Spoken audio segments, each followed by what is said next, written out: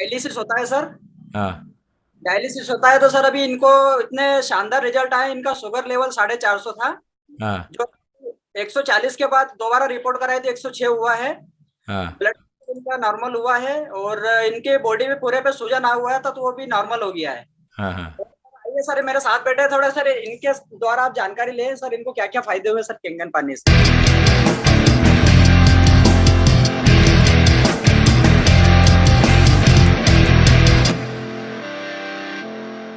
तो आप कब से पी रहे कैंगन पानी?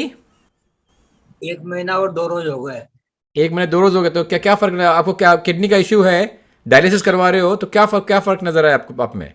4 लीटर पानी बढ़ता था हाँ। और अब 1.5 पे आ गई गाड़ी। अच्छा। शरीर का वजन पूरा उतर गया है। हाँ। ब्लड प्रेशर बहुत नॉर्मल हो गया है। ये तो पहले रोज ब्लड प्रेशर बढ़ जाता था। हम्म। अगर 400 450 हो जाती थी, हम्म। वो 150, 160, 140, कोई रोज 80 हो जाती है। और पहले चल भी नहीं पाता था मैं, और अब तो थोड़ा बहुत चल फिर भी लेता हूँ। पहले पकड़ को लेते थे, अब मैं अकेला यहाँ से वहाँ 2 घर है, तो सामने वाले घर अकेला चले जाता हूँ अब। Very good sir. तो यानी कि आपको सिर्फ 1 महीने 2 दिन में ही आपको बहुत सारा फर्क नजर आ गया आपको, आपके पानी पीने में के बाद आपके हेल्थ में? अभी जांच नहीं करवाई है। सर मैं कुछ अपना टेस्टिमोनियम बताना चाह रहा हूँ। अभी भी डायलिसिस करा के आया, ये देख सकते हैं हाथ में। हाँ। अभी ओके। जस्ट आया हूँ मैं। हम्म। तो सर एक्चुअली क्या है, मेरे कुछ 2 दिन पहले मतलब ये मेरे दांत से ब्लड आ रहे थे, तो मैंने 2.5 pH पानी से कुल्ला किया 2 दिन मात्र, सुबह और शाम। हम्म। तो वो ब्लड आकर के यहाँ रुक जाते थे, वो थक्का जम जाता, तो वो बिल्कुल टोटली बंद हो गए सर, बिल्कुल रिलैक्स। हम्म।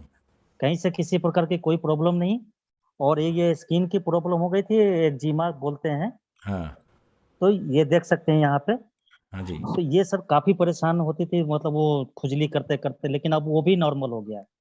वेरी। और इसके अलावा सर जहाँ तक डायलिसिस की बात है, तो ये इसमें तो जो मुझे राहत मिली है, भले ही डायलिसिस हो रही है, मुझे उम्मीद है कि आने वाला समय में भले ही समय लगे लेकिन काफी कंट्रोल हो जाएगी।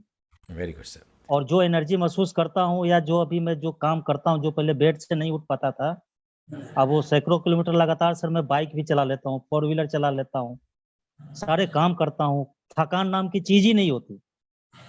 सर आप कहाँ से हैं सर? मैं शाजापुर, अच्छा सर, ये अपने आप इंदौर से। इंदौर आता था मैं डायलिसिस कराने अपोलो में। अच्छा हाँ जी। अच्छा अच्छा, ये हम लोग इंदौर के पास में रहते हैं, कनाडिया गांव। हाँ देख रहा हूँ मैं। लाल जी सर है सर, आपके एक्सपीरियंस थोड़ा सा इनसे बात करिए ना सर आप। सुना हूँ मैं, दादा का सुना मैंने। हाँ दादा आप तो बिल्कुल टेंशन मुक्त होकर के इस पानी का सेवन, और जैसे डॉक्टर जो डाइट बताया है ठीक है। वो खाने पर अपना, और टाइम से दवा, और प्लस मॉर्निंग या शाम को थोड़ा पैदल चला करो आप। ठीक। जितना पैदल चलोगे उतना अच्छा रहेगा। ठीक है। और खाने पर भी अगर डायलिसिस हो रही है तो थोड़ा प्रोटीन ज्यादा लेना है आप। हाँ। पनीर ले सकते हैं, अगर नॉनवेज खाते हो तो अंडा ले सकते हैं, और सप्ताह में 1-2 बार चिकन मछली भी ले सकते हैं। अच्छा। और दाल रोज लेना है लेकिन ज्यादा, और लिक्विड में तो कम ही बताया होगा कोई भी चीज। तो पानी आपको लिमिट में लेना है। ने 1 1.25 लीटर 1.25 लीटर का बताया यूरिन पास होता है अभी आपको? है। पेशाब आती है, पेशाब? हाँ हाँ, आती है ना रात को। तो सर अच्छी। बहुत अच्छा है, आपको आने वाला समय में बहुत जल्दी रिकवर होगा, बहुत अच्छा पोजीशन रहेगा। 5 6 बार आती है रात रात में और दिन में। तो अब और बढ़ जाएगा, अगर ये पानी पी रहे हैं तो हाँ। और पेशाब बढ़ जाएगा आपका। और पेशाब ज्यादा होने लगेगा तो पानी भी आप ज्यादा लेना शुरू कर दोगे, तो किडनी ठीक। रिफाइन करना शुरू कर देगी, बहुत अच्छा रिकवर होगा।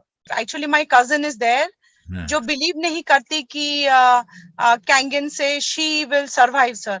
शी सेज मुझे तो सिर्फ 800 ml मिला है पीने के लिए, क्या फर्क पड़ता है सर? वो उतना भी फर्क पड़ता है। सो आपका पेशेंट को कितना कितना बोला था पीने के लिए पानी? उनको सर अभी 1 लीटर चालू किया था, अभी बढ़ा दिया पानी। हाँ, तो 1 litre doctor she even he was given only 1 litre, तो जस्ट 200 ml मोर। जी सर। क्योंकि मेरा तो खुद का भी हॉस्पिटल है, तो मैम को मैं इतना ही कहना चाहूंगा, एटलीस्ट मेरे ख्याल से मेरे तरफ से कम 30 से 40 पेशेंट्स अभी किडनी पेशेंट्स पानी पी रहे हैं, बिकॉज वी डू डायलिसिस और 1500 डायलिसिस इन अ मंथ। तो हम लोग तो इतना डायलिसिस करते हैं और we are seeing amazing results. मैं बहुत सारे लोग मुझे कॉल करते रहते हैं रिगार्डिंग डायलिसिस, बिकॉज डायलिसिस में अमेजिंग अमेजिंग रिजल्ट्स मिल रहे हैं हम लोग को। एंड सेकेंडली मैं ये जी। कहना चाहूंगा कि कभी भी जो भी किडनी पेशेंट्स हैं, पानी का लिमिटेशंस कभी भी क्रॉस ना करें। जो एज पर डॉक्टर एडवाइस है वही पानी पिए। धीरे धीरे जैसे जैसे आपका यूरिन आउटपुट जी। बढ़ता है उसके अनुसार ही आपको यूरिन इनटेक बढ़ाना है, क्योंकि जी। अगर आप यूरिन आउटपुट से ज्यादा अगर पानी पिएंगे तो आपके लंग्स में पानी चला जाएगा। तो कभी भी ये एडवाइजेबल नहीं है। लेकिन मैंने देखा है, क्योंकि मैं करीबन 1 साल से किडनी पेशेंट्स को पानी पिला रहा हूँ। अभी हाल में मैंने सर से भी टेस्टिमोनियल शेयर किया कि जो हमारे कुछ किडनी पेशेंट जिनका क्रिएटिनिन 6.2 था पिछले 3 महीने पहले, आज वो 2.2 पे है। उनका 3 डायलिसिस से 2 डायलिसिस और फिर अभी 1 डायलिसिस आने जा रहा है तो इन ए वीक। तो ये अमेजिंग रिजल्ट्स मिल रहे हैं। इट्स ऑल डिपेंड कि आपका यूरिन आउटपुट कैसा है और आपका हेमोग्लोबिन का लेवल कैसा है, यूरिक एसिड कैसा है, ये सब उस पर निर्भर करता है। और सेकेंडली मैं एक बहुत इंपॉर्टेंट चीज शेयर करना चाहूंगा। कुछ लोगों ने मुझे कॉल किया था हाल में, क्योंकि दिस इज राइट प्लेटफॉर्म। कभी भी आप कैंगन वाटर किसी भी ऑर्गन रिप्लेसमेंट्स पेशेंट्स को कभी रिकमेंड ना करें, क्योंकि ऑर्गन रिप्लेसमेंट अगर किसी का होता है तो उनको डॉक्टर एक इम्यूनो डिप्रेशन सप्रेशन मेडिसिन देते हैं, क्योंकि उनके बॉडी की इम्यूनिटी के लेवल को कम की जाती है। कैंगन वाटर से हमारी इम्यूनिटी लेवल बढ़ जाती है, एंटीऑक्सीडेंट। तो ये बहुत इंपॉर्टेंट फैक्टर है।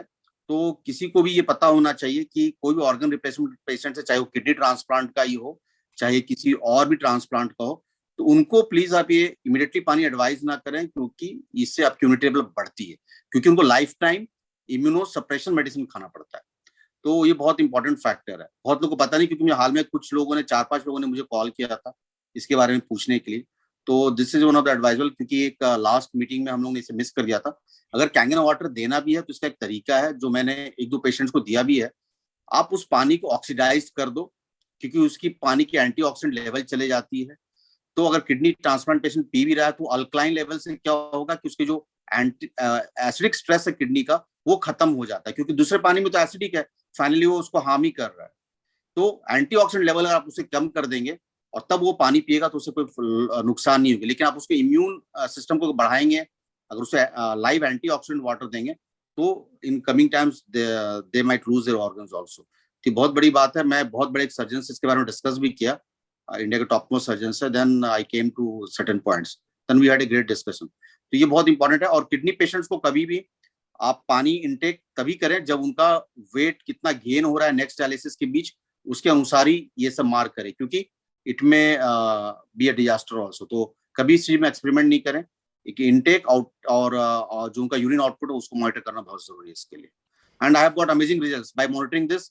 slowly I have been getting amazing results and patients are very satisfied. So basically captain साहब क्या बोलना चाह रहे हैं कि जिसका ट्रांसप्लांट हो गया है, जिसका organ, not only kidney, any organ transplant हो जाता है, तो you got be very careful, because क्या होता है कि आपको जो मेडिसिन दी जाती है उसको आपका इम्यूनिटी पावर को कम की जाती है, so that it does not reject that new organ. तो आपके लिए वो नया ऑर्गन जो आपके बॉडी में डाला है वो एलियन है।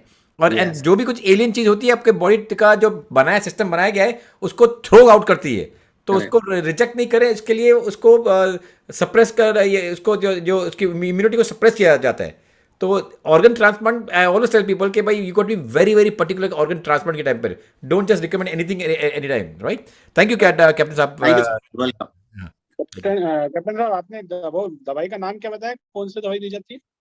इम्यूनो सप्रेशन, इम्यूनिटी को सप्रेस करने के लिए मेडिसिन दिया जाता है। सप्रेशन, इम्यूनिटी सप्रेशन, वो कोई ब्रांड का नाम नहीं बताया, सिर्फ बताया कि भाई वो उस टाइप की दवाइयाँ जो इम्यूनिटी को सप्रेस करेगी वो टाइप की दवाई दी जाती है। आपके बॉडी में जो ट्रांसप्लांट होती है, जैसे सर ने कहा, वो फॉरेन बॉडीज होता है, तो फॉरेन बॉडीज को आपकी बॉडी की रिजेक्ट करना चाहेगा, तो उसकी बॉडीज को इम्यूनो सप्रेशन का एटलीस्ट 1 साल तक तो बहुत पर्टिकुलर रहना पड़ता है, उस इन्फेक्शन लेवल से बचाया जाता है, क्योंकि थोड़ा सा उससे इन्फेक्शन हो गया तो immediately reject your organs.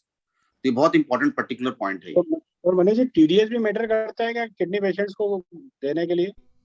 TDS भी मैटर करता है क्या कि टीडीएस कितना होना चाहिए पानी का? देखिए, टीडीएस तो नॉर्मल हमारा drinkable as per WHO 300 TDS से में पानी ऐसे भी नहीं पीना चाहिए, ठीक है? हाँ, नहीं तो, अगर कैंगन में 100 टीडीएस तक का पानी दे रहे हैं तो कैंगन वाटर का टीडीएस तो सर ऐसे भी हम लोग बहुत नॉमिनल रखते हैं, 75 से 150 टीडीएस के बीच होना चाहिए, क्योंकि अगर आपका सही इलेक्ट्रोलाइट्स बॉडी में नहीं जाएगा तो वो ऐसे भी आपको हार्म करेगा। तो इलेक्ट्रोलाइट्स चाहिए, इलेक्ट्रॉन्स की कोई प्रॉब्लम नहीं है। लेकिन हाँ, टीडीएस ये भी इंपॉर्टेंट है, बहुत ज्यादा टीडीएस वाला पानी भी नहीं होना चाहिए, क्योंकि आप ज्यादा हाई मिनरल्स पानी ले रहे हैं तो आपका पोटेशियम की मात्रा बहुत ज्यादा बढ़ जाती है। वो यही क्योंकि आज यहाँ मुझे पे किसी डॉक्टर ने बताया था। यस पोटासियम की मात्रा ज्यादा बढ़ जाती है। तो किडनी पेशेंट में मैं जनरली क्या करता हूँ 100-125 TDS की पानी रखता हूँ, ताकि अगर एग्जैक्ट भी होता है, अगर पोटेशियम उससे एक्सट्रैक्ट भी होता है तो बहुत ज्यादा नहीं जाए। ऐसे भी देखिए वो पानी तो नॉर्मल ऐसे भी पी रहा है ना, पानी तो ऐसे भी नॉर्मल पी रहा है, हम तो उसमें कुछ मिला नहीं रहे हैं, वो ऐसे ना वैसे पानी उसके बॉडी में वैसे ही जा रहा है। चाहे पोटेशियम हम ले ना ले, वो तो ऐसे भी नॉर्मल पानी पी रहा है, उसमें तो कुछ नहीं एक्सट्रैक्ट कर रहे या इनलेट डाल रहे, एक्स्ट्रा कुछ मिनरल्स ऐड नहीं कर रहे हैं, वो नेचुरली ऐसे भी उसके पानी में जा रहा है। तो it will not matter, but हाँ ज्यादा हाई TDS पानी रहने से पोटेशियम की मात्रा और ज्यादा बढ़ जाएगी, ये बात जरूर है। Thank you captain, thank you captain. Manoj ji और कुछ पूछना आपको?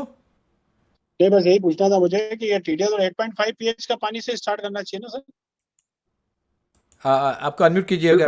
बिल्कुल मैंने हमेशा 8.5 से स्टार्ट किया है, क्योंकि किडनी पेशेंट्स को जनरली क्या होता है कि उनका पानी इंटेक बहुत कम होता है, तो उनके क्लोन में ना वो जाके जम जाता है, बिकॉज वो इट्स ए माइक्रोक्लस्टर वाटर, तो उनके क्लोन में इन्फ्लेट कर देता है। तो मैं देखा उनकी कॉन्स्टिपेशन बहुत ज्यादा होने लगती है, तो 8.5 से धीरे धीरे फिर मैं बढ़ाता हूँ।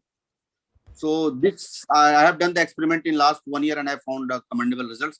और सबसे बड़ी बात है कि किडनी पेशेंट्स को सबसे ज्यादा एसिडिक स्ट्रेस होता है, क्योंकि उनकी पानी हाइड्रेशन लेवल बहुत कम रहता है, उनको कॉन्स्टिपेशन बहुत हाई रहता है और उन्हें एंटी एसिड बहुत ज्यादा खानी पड़ती है। तो सबसे इंपॉर्टेंट मैंने देखा है कि इस पानी से उनका एंटी एसिड लेवल बहुत ज्यादा हो गया है।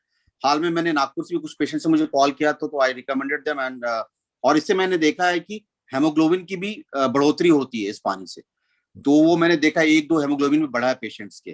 तो every patient has got different role, and सबसे बड़ी इंपॉर्टेंट है कि वो पेशेंट का खान पान भी कैसा है, उसका लाइफस्टाइल कैसा है, वो भी बहुत मैटर करता है। बहुत लोग बाहर के भी बहुत कुछ खा लेते हैं, बहुत दबा के कुछ खा लेते हैं, तो लाइफस्टाइल भी डेफिनेटली मैटर्स, उनका फूड इंटेक कैसा है।